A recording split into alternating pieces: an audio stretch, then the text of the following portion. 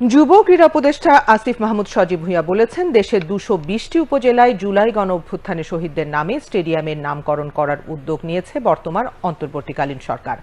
তিনি আজ বিশেষ চাহিদা সম্পন্ন ব্যক্তিদের জন্য যুব ও ক্রীড়া মন্ত্রণালয়ের অর্থায়নে জাতীয় সংসদ সচিবালয় সংলগ্ন শহীদ ফারহান ফায়াজ খেলার মাঠ উদ্বোধনকালে কথা বলেন। উপদেষ্টা আরও বলেন, এই বছর সময় স্বল্পতার জন্য সকল পাঠ্যপুস্তকে জুলাই বিপ্লবের বীরগাথা তুলে ধরার জন্য একটি অধ্যায় থাকবে। পরবর্তী বছরগুলোতে জুলাই গণ অভ্যুত্থানের বীরদের বিস্তারিত গল্প তুলে ধরতে শিক্ষা মন্ত্রণালয় কাজ করছে। আমরা চাই যারা জীবন দিয়ে এক সীমাহীন ফ্যাসিবাদী দুঃশাসন থেকে আমাদেরকে মুক্ত করেছে, যাদের রক্তের বিনিময়ে আজকে আমরা স্বাধীনভাবে কথা বলতে পারি, আমরা দেশ পুনর্গঠনের স্বপ্ন দেখছি, রাষ্ট্র সংস্কারে সবাই অংশগ্রহণ করার সুযোগ পাচ্ছি, তাদেরকে যেন আমরা কখনো ভুলে না যাই, তাদেরকে যেন বাংলাদেশ কখনো ভুলে না যায়।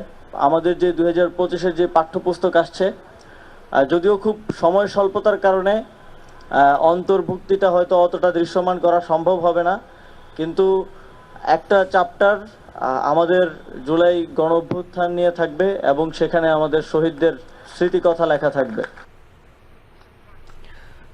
যুব ক্রীড়া সচিব রেজাউল মাকসুদ জাহেদীর সভাপতিত্বে অনুষ্ঠানে অন্যান্যের মাঝে উপস্থিত ছিলেন জাতীয় সংসদ সচিবালয়ের সচিব ডক্টর মোহাম্মদ আনোয়ারুল্লাহ, জাতীয় ক্রীড়া পরিষদের সচিব আমিনুল ইসলাম সহ মন্ত্রণালয়ের বিভিন্ন পর্যায়ের কর্মকর্তাগণ।